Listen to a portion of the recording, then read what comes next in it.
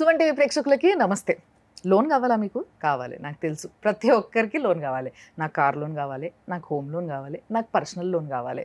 కానీ లోన్ కావాలంటే ఎన్నెన్నో తిప్పలు. సిబిల్ కరెక్ట్ ఉందా లేకపోతే మనం ఏమన్నా గతంలో సెటిల్మెంట్లు చేసినామా, లేకపోతే లోన్ నాకు మరి నా జీతం తక్కువ ఎంత వస్తుంది, ఎట్లా, నాకు రిక్వైర్మెంట్ ఇంత ఉంది, ఇట్లాంటివి ఎన్నో పరేషాన్లు అబ్బా. సో అలాంటి క్వశ్చన్స్ అన్నిటికీ ఈరోజు ఆన్సర్ రాబోతుంది. నా ముందు ఒక గెస్ట్ ఉన్నారు, ఆయన్నే మధు గారు.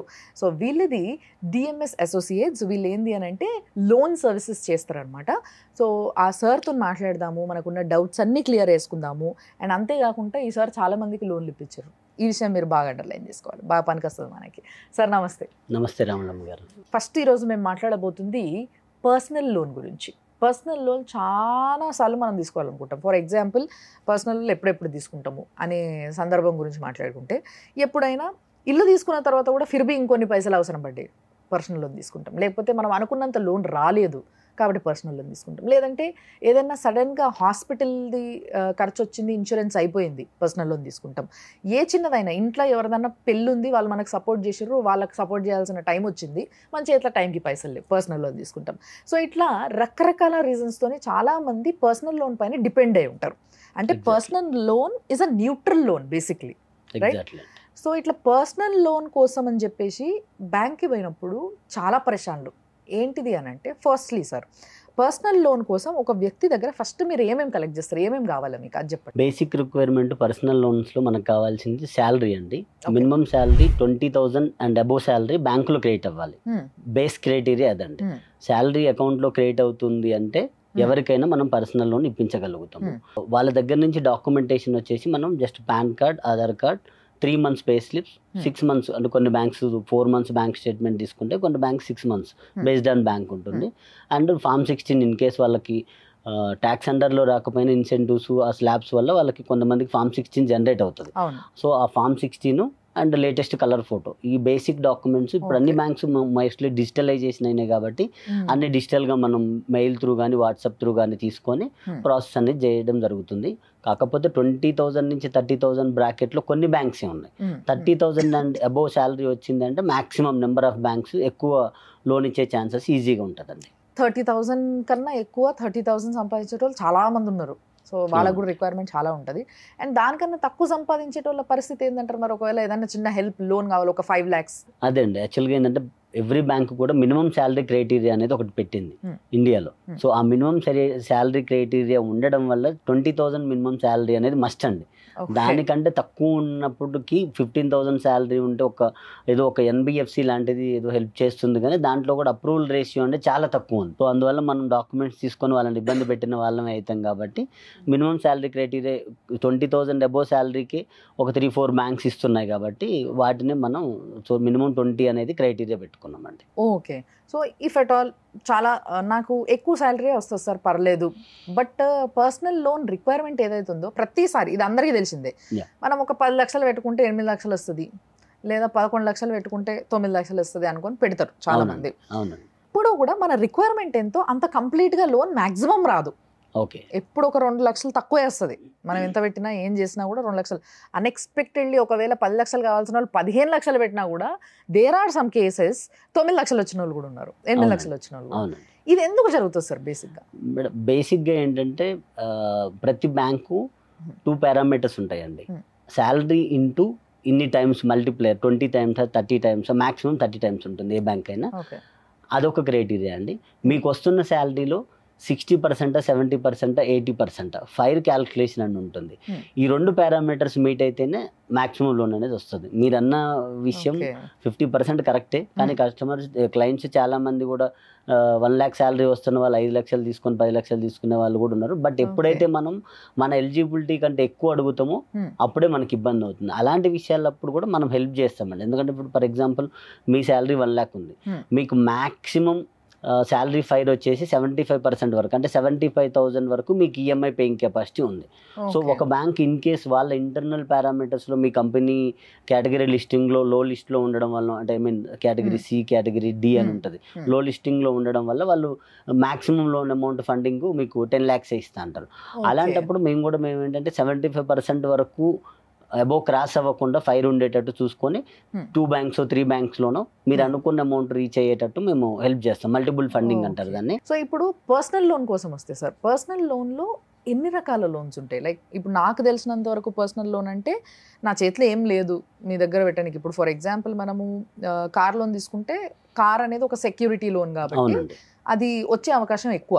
బట్ వేరేస్ పర్సనల్ లోన్కి వచ్చేసరికి అలాంటి సెక్యూరిటీస్ ఏం పెట్టం మనం. అవునండి. మనం డైరెక్ట్గా ఒక అప్లికేషన్లో ఫిల్ చేసుకోవడం, పెట్టుకోవడం, మనకున్న ఎలిజిబిలిటీని తగ్గట్టుగా లోన్ రావడం. అవునండి. సో ఇట్లా కాకుండా ఇంకేమైనా సెపరేట్ పర్సనల్ లోన్స్ ఉంటాయా? ఏం లేదండి. పర్సనల్ లోన్స్ అంటే పర్సనల్ యూజ్ పర్పస్, అంటే అది వాళ్ళ పర్పస్ ఏదైనా ఉండొచ్చు. అంటే ఇప్పుడు హోమ్ లోన్ అయితే పర్టికులర్గా ఇల్లు కొనడానికి, కార్ లోన్ అయితే పర్టికులర్గా కార్ కొనడానికి. సో ఇలా సపరేట్ ఉన్నాయి లోన్స్. కానీ పర్సనల్ యూజ్ అంటే వాళ్ళకున్న ఆల్రెడీ వేరే ఏదన్నా బయట కూతురు పెళ్లి చేశాడు, బయట ఏదన్నా ఇవ్వాల్సి ఉంటుంది, లేకపోతే వెకేషన్కి వెళ్ళడానికి, లేకపోతే పిల్లల ఎడ్యుకేషన్ కోసం ఎడ్యుకేషనల్ లోను లాంగ్ టర్మ్ పెట్టుకునే బదులు షార్ట్ టర్మ్లో అయిపోతుంది అని చెప్పేసి పెట్టుకునే ఛాన్స్. సో పర్సనల్ పర్పస్ కాబట్టి వాళ్ళకి శాలరీ ఉండి మినిమం శాలరీ క్రైటీరియా మీట్ అయ్యి వాళ్ళకి మినిమం డాక్యుమెంటేషన్ ఏదైతే మనం అడుగుతామో ఆ డాక్యుమెంటేషన్ ఉంటే లోన్ అనేది ఇస్తాం తప్ప దానికి separate types of personal loans అనేది ఉంది. అన్సెక్యూర్డ్లో personal loans without any guarantors, without any sureties, only purely వాళ్ళ శాలరీ బేస్ చేసుకుని, అది గవర్నమెంట్ ఎంప్లాయీ ఉండొచ్చు, ప్రైవేట్ ఎంప్లాయీ ఉండొచ్చు. నవేడేస్ ఎన్బిఎఫ్సిస్లో ప్రొప్రైటర్షిప్ కంపెనీస్ కూడా మనం చేయగలుగుతున్నాం. కాకపోతే వాళ్ళకి రెగ్యులర్ శాలరీ ఏదైతే మినిమం క్రైటీరియా శాలరీ ఉందో అది మీట్ అయ్యి రెగ్యులర్గా శాలరీ అకౌంట్లో క్రియేట్ అవుతూ ఉంటే మనం చేయగలుగుతాం. సో సార్ కొంతమంది ఉంటారు ఎట్లా అంటే వీళ్ళకి ఇప్పుడు చాలా కంపెనీస్ ఆఫ్టర్ కోవిడ్, పోస్ట్ కోవిడ్లో మనం చూస్తున్నాం ఎవరికి శాలరీస్ టైంకి పడతలేవు. ఇలాంటి కంపెనీస్ కొన్ని ఉన్నాయి. లైక్ ఎట్లా అంటే నెలలో ఏదో ఒక రోజు పడుతుంది, 15వ తారీఖు పడవచ్చు, 20వ తారీఖు పడవచ్చు, 10వ తారీఖు పడవచ్చు, ఒకసారి ఫస్ట్కే పడవచ్చు. ఇట్లా ఒక స్టెబిలిటీ ఉండదు. ఇలాంటి వాళ్ళకి కొంచెం ప్రాబ్లం అవుతుంది, ఎందుకంటే every month on time salary పడతలేదు కాబట్టి చెక్ చేసుకోవాల్సి వస్తుంది. సో వీళ్ళకి ఏంటి ఆప్షన్ ఏంటి? అదే అండి, నేను ఇందాక చెప్పిన విధంగా ప్రజెంట్ ఎన్బిఎఫ్సిస్ కూడా కొన్ని ఎన్బిఎఫ్సిస్ కూడా ఇస్తుంది, ఈజీగా ఇస్తున్నాయి కాబట్టి. లేదంటే శాలరీ అకౌంట్ ఉన్న బ్యాంక్ అయితే ఇంకా ఈజీగా వస్తుంది వాళ్ళకి శాలరీ ఏ రోజు క్రియేట్ అయినా. So end of the day with in the month, ఆ పర్టికులర్ మంత్ లోపు క్రియేట్ అవుతుందా లేదా చూసుకొని average 3 months or 6 months salary చూసుకొని క్రియేట్ అయితే ఇచ్చే బ్యాంక్స్ ఉన్నాయండి. పర్టికులర్గా ఈ డేట్నే క్రియేట్ అవ్వాలి, ఈ రోజే క్రియేట్ అవ్వాలి అని లేదు. ఎందుకంటే కొన్ని constructions companies, real estate companies చూసుకుంటే 15th to 20th తర్వాత వాళ్ళ ప్రాజెక్ట్స్ అమౌంట్ ఏదైతే ఉంటుందో అది వచ్చిన తర్వాతనే వేస్తాయి. సో అలాంటి వాళ్ళకి కూడా మనం పర్సనల్ లోన్ చేయగలుగుతున్నాం. But based on and every month loan కట్టేది కూడా వాళ్ళ శాలరీ పడ్డ తర్వాతనేనా? అప్పుడు లేదండి, ఈఎంఐ అనేది ఏంటంటే బ్యాంకు ఎలక్ట్రానిక్ క్లియరెన్స్కి ఒక డేట్ పెడుతుందండి. ఆ పర్టికులర్ డేట్ ముందు రోజు ఈవినింగ్ లోపు అమౌంట్ వేయాల్సి వస్తుంది తప్ప మనకు వాళ్ళకి శాలరీ వచ్చిన తర్వాత వరకు ఆగుతా అంటే ప్రాబ్లం ఏంటంటే ఇవాళ రేపు బ్యాంకులు ఇమీడియట్లీ చెక్ బౌన్స్ చార్జెస్ అని చెప్పేసి ప్రాబ్లం కదా సార్, మళ్ళీ ఇంట్రెస్ట్ పడుతుంది, మనం చాలా వరకు బ్యాంక్స్ ఏంటంటే ఒక ఫిక్స్డ్ డేట్ పెడుతుంది. బట్ కొన్ని బ్యాంక్స్ ఏంటంటే వేరే కొన్ని బ్యాంక్స్ 25th కూడా ఈఎంఐ ఇచ్చే బ్యాంక్స్ ఉంటాయి కాబట్టి ఇంకా అలాంటి సినారియోలో మీరు అన్నట్లు శాలరీ డిలే వచ్చే వాళ్ళకి ఆ పర్టికులర్ గా ఈఎంఐ 20th 25th తర్వాత వచ్చే బ్యాంకులో మనం లోన్ తీసుకొని ఆ డేట్ రోజు ఈఎంఐ పెట్టుకోవడం బెస్ట్ ఆప్షన్. ఎందుకంటే ఇవాళ రేపు చెక్ బౌన్స్ చార్జెస్ అని, డిలే పేమెంట్ చార్జెస్ అని, ఇవన్నీ చార్జెస్ ఎక్స్ట్రా పడుతున్నాయి కాబట్టి సో ఆ డేట్ ఫ్లెక్సిబిలిటీ ఇచ్చే బ్యాంక్ లో తీసుకోవడం బెటర్ అండి.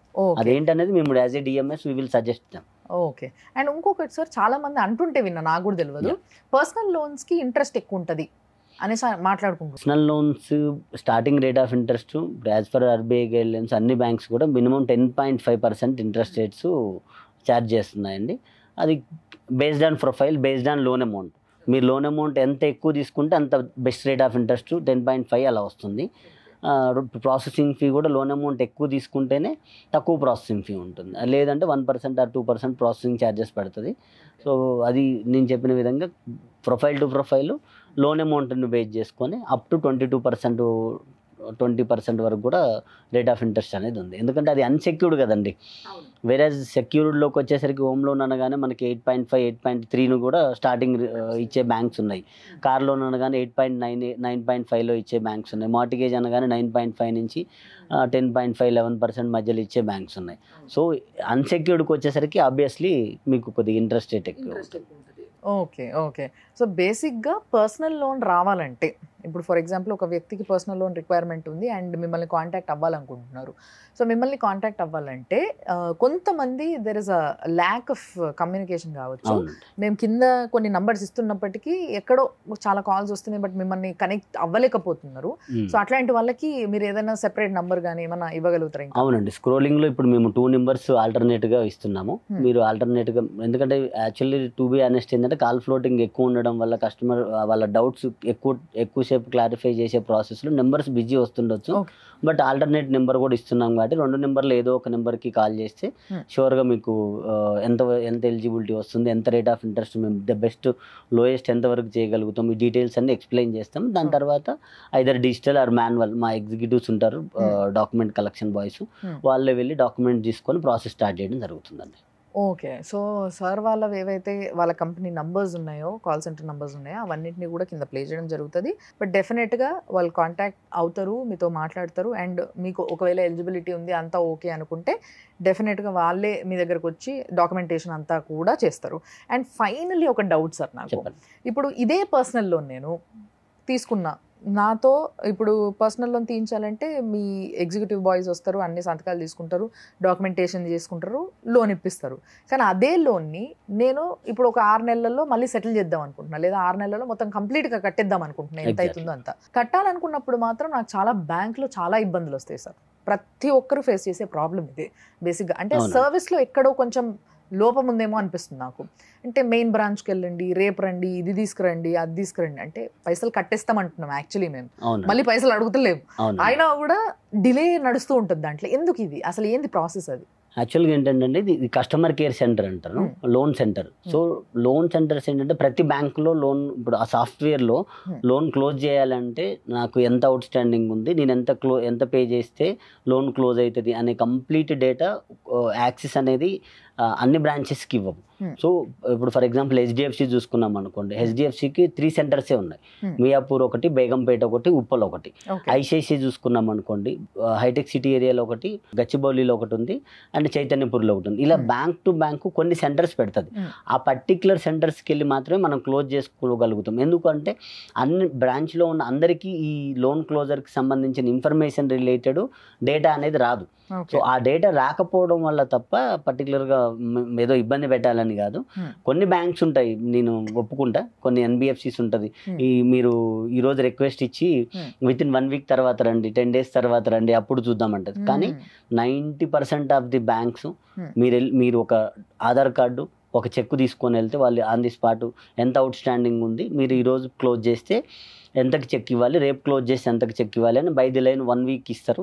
ఆ 1 వీక్లో అక్కడ ఉన్న అమౌంట్, ఆ రోజు డేట్లో ఉన్న అమౌంట్ని రాసి చెక్ ఇచ్చేస్తే సరిపోతుందండి. విత్ ఇన్ 2-3 డేస్లో చెక్ క్లియర్ అవ్వగానే మ్యాక్స్ 1 వీక్లోనే మీకు డిజిటల్గా ఎన్ఓసి వచ్చేస్తుంది, లోన్ క్లోజ్ అయిపోతుంది. లోన్ సెంటర్కి వెళ్ళి క్లోజ్ చేస్తేనే ఏంటంటే మీకు ఇంకేమన్నా పెండింగ్ ఉందా, రేపు సిబిల్లో ఇష్యూ రాకుండా, ఓవర్ డ్యూలు పడకుండా, హెడేక్ లేకుండా 1 షాట్లో క్లోజ్ అయిపోతుంది. ఒక పూట టైం వేస్ట్ అయినా మీకు ఈజీ అవుతుంది. అదే మీరు ఎవరినో నమ్ముకొని రికవరీ వాళ్ళనో లేకపోతే బ్రాంచ్లో అంటే కంప్లీట్ ఇన్ఫర్మేషన్ లేకుండా మీరు క్లోజ్ చేశారనుకోండి, ఒక 10,000 ఏదో ఇంకా ఛార్జెస్ పడ్డది, ఏదైనా పెండింగ్ ఉంది, అది మీకు లైఫ్ లాంగ్ అట్లనే చూపిస్తూ ఉంటుంది. అది మీరు క్లోజ్ చేసినా అనుకుంటారు. సో అందువల్ల లోన్ సెంటర్కి వెళ్ళి క్లోజ్ చేస్తేనే మనకు ప్రాపర్గా ఎన్ఓసి వస్తుంది, హెడేక్ లేకుండా కంప్లీట్ లోన్ క్లోజ్. చాలా ఇంపార్టెంట్ బేసిక్గా దాని తర్వాత. సో దానికోసం అని చెప్పేసి అక్కడ పోయి క్లోజ్ చేయాల్సి వస్తుంది. ఇఫ్ ఎట్ ఆల్ ఎవరైనా ప్లాన్ చేసుకుంటే ఏంటంటే ఆ రోజు మొత్తం లీవ్ పెట్టుకోవడం బెటర్. ఎందుకంటే అక్కడ చాలా పెద్ద లైన్ ఉంటుంది, చాలా మంది కూర్చొని టోకెన్ నెంబర్ ఎప్పుడు వస్తుందా అని ఎదురు చూస్తుంటారు. ఇట్లాంటి కథలు చాలా నడుస్తుంటాయి. బట్ ఎస్, చాలా క్లియర్గా చెప్పినందుకు thanks sir, thanks a lot. And sir వాళ్ళ డిఎంఎస్ అసోసియేట్స్ ఏదైతే నంబర్స్ ఉన్నాయో అవన్నీ నంబర్స్ కూడా కింద మేము ప్లే చేయడం జరుగుతుంది. వాళ్ళకి ఫోన్ చేయండి, మీకు ఎటువంటి లోన్ రిక్వైర్మెంట్ ఉన్నా, అది ఏ లోన్ అయినా సరే వాళ్ళు మీకు హెల్ప్ చేయడం జరుగుతుంది. వాళ్ళే మీ దగ్గరకు వచ్చి మాట్లాడడం జరుగుతుంది. అండ్ ఏ విధంగా మేనేజ్ చేయొచ్చు, ఒకవేళ ఏదైనా చిన్న ప్రాబ్లమ్స్ ఉంటే మీ సిబిల్లో కానీ మీ అకౌంట్స్లో, ఇవన్నీ కూడా they will take care. So తప్పకుండా వాళ్ళని కాంటాక్ట్ అవ్వండి అండ్ చూస్తూనే ఉండండి సుమన్ టీవీ.